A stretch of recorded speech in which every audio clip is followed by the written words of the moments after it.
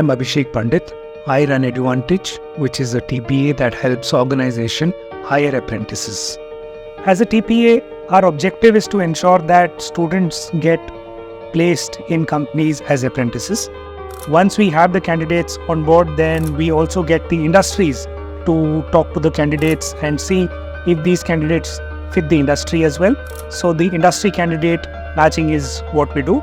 Apart from that, the entire back-end job, which includes generation of contract, ensuring claims or DBTs reaching the candidates on time, and making sure that the candidates goes through the exams and gets the certificate.